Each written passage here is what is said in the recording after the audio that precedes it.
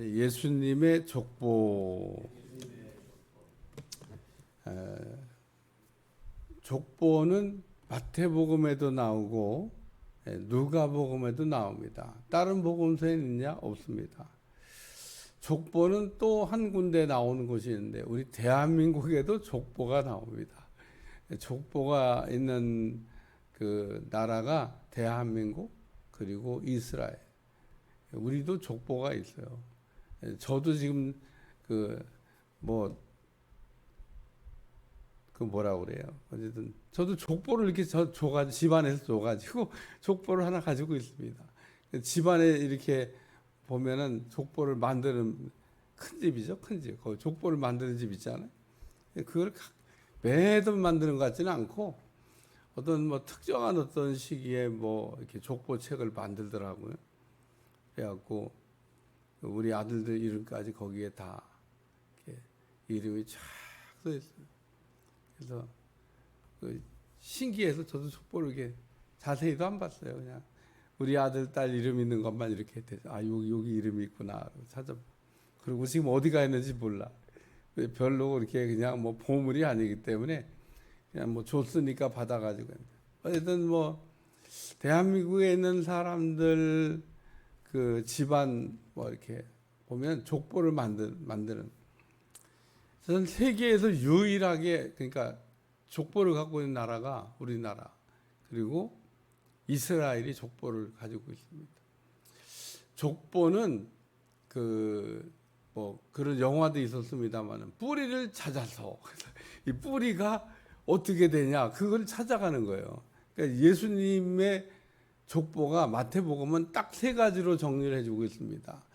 예수님은 그 다윗의 후손이고, 그래서 이 다윗의 후손이라고 하는 것을 증명. 예수님은 그리스도가 되시고, 그래서 예수님은 또 제사장이 되시고, 이런 세 가지 내용. 특별히 예수님이 다윗의 혈통에서 나셨다.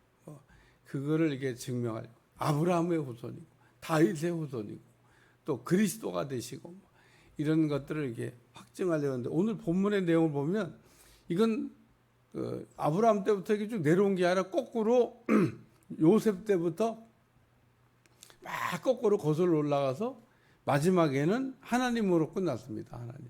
그러니까 이 족보가 막 거슬러 올라가서 마지막에는 하나님으로 그 위는 하나님이다. 그러면서 하나님이 아담이 셋을, 셋이 에노스를 쭉 내려다가 요셉을, 또 요셉이 그리스도를, 이렇게 지금 예수님의 출생을 소개한, 무엇을 우리가 첫째로 생각해야 되냐면, 누가는 하나님께서 이방인도 동일하게 창조하신 창조물이다. 그거를 이렇게 설명하려고 이렇게 쭉 거슬러 올라가 보니까 결국은 우리가 다 아담의 후손이잖아. 아담을 하나님이 만드셨고 아담은 그럼 누가 만드냐? 아담은 하나님이 만드시니까 우리는 다 아담의 후손이다. 그 얘기를 설명하는 겁니다. 그러니까 누가가 얘기하는 거는 우리는 다 아담의 후손이다. 노예 시대 때도 미국의 사람들 보면 성경을 읽었습니다. 예배도 드렸습니다. 성경이 없거나 무슨 예배를 안 드렸거나 그런 게 아니에요. 그때도 누가복음 다 읽었습니다. 근데 왜 누가복음을 읽으면서 그런 놀라운 하나님의 진리의 말씀이 안 깨달아질까? 우리는 한 하나님 아래서 창조된 인간이라는 겁니다. 그러니까 우리는 다 같은 인간인데 우리 황인종도 이렇게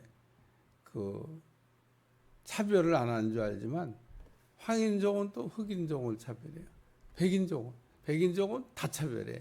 황인종도 차별하고 흑인도 차별해.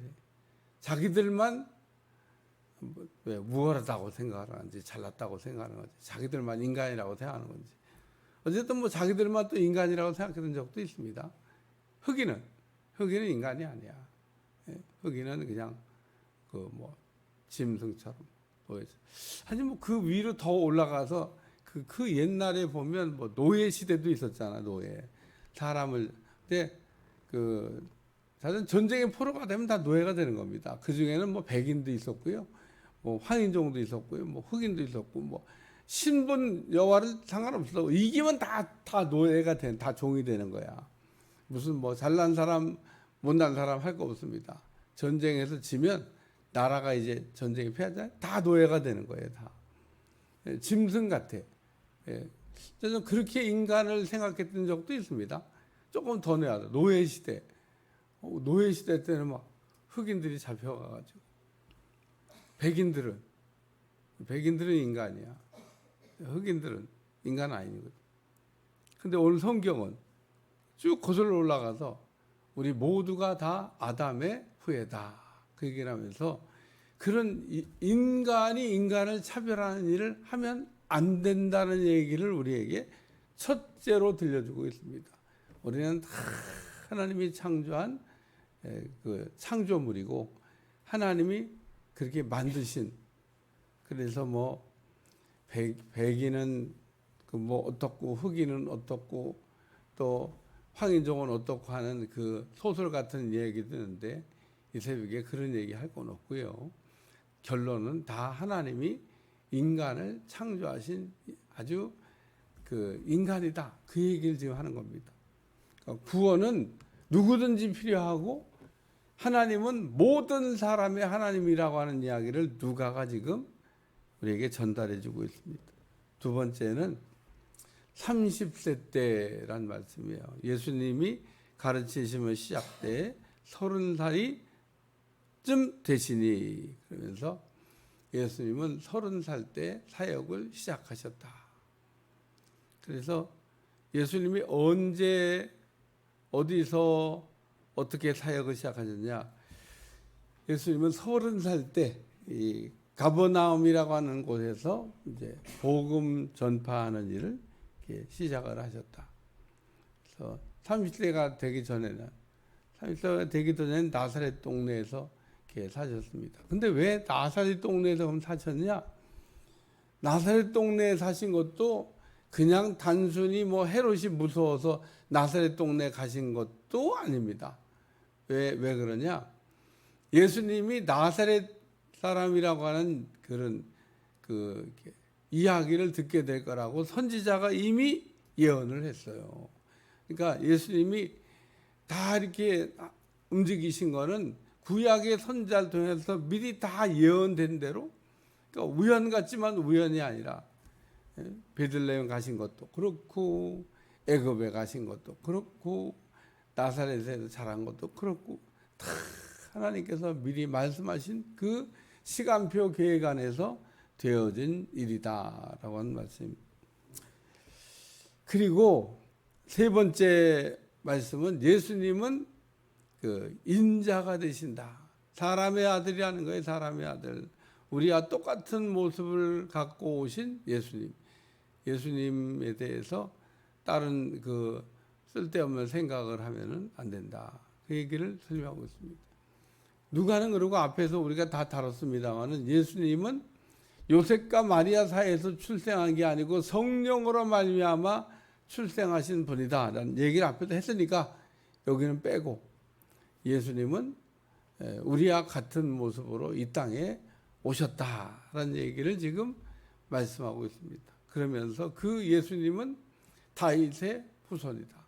이것도 예언이에요. 예언.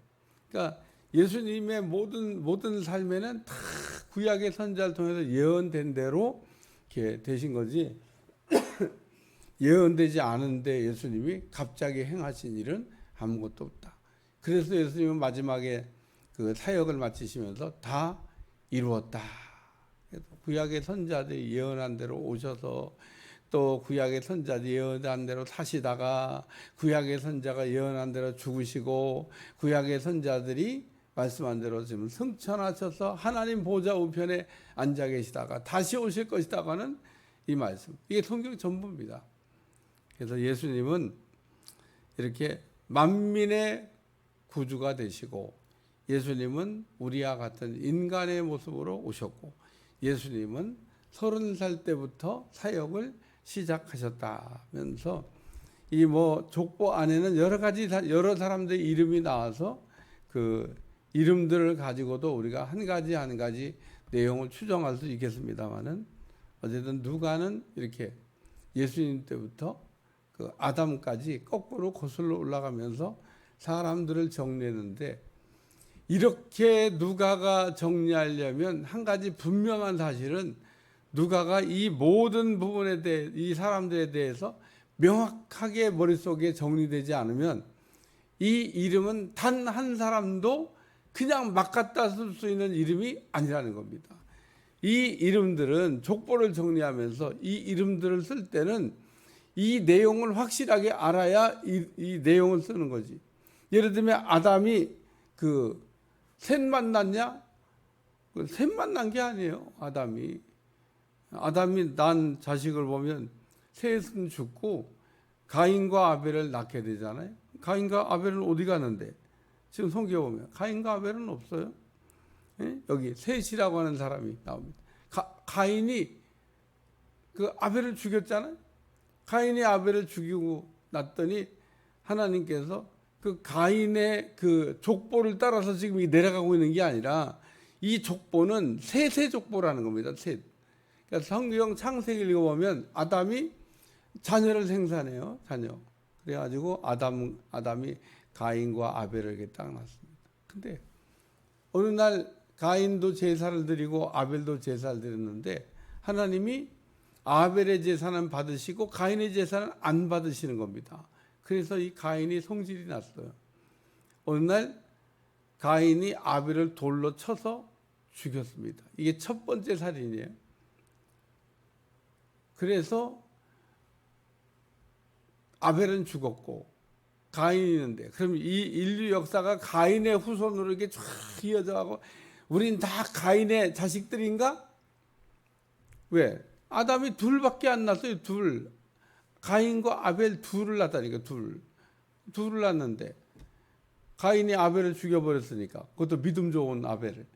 그러면 가인만 남아가지고 종족이 막 번영되나? 아니라는 겁니다. 우리는 셋의 후손이라는 거예요. 셋. 여기 아담이 셋을 낳고, 셋이 뚝 건너뛰어갖고 에녹을 낳고, 이러면서 이름이 이렇게 하나님의 역사가 어떻게 흘러가고 있는가를 아주 명확하게 보여주고 있는 족보. 그러니까 오늘 이 족보에 쓰여진 사람들의 이름은 그냥 쓰여진 게 아니고 대단히 중요한 한 가지 사건과 의미를 갖고 있는 내용들이다. 사실 내용이 많은 겁니다. 성경 전체라고 봐도 과언이 아닐 정도로 방대한 그 성경의 비밀과 성경의 진리의 내용을 이렇게 이름으로 간단하게 압축해서 어디부터? 아담서부터 요새까지 정리를 했다. 그러니까 이 족보를 정리하면서 누가는 요셉서부터 아담까지 정리해 놨는데, 이게 전체입니다. 전체.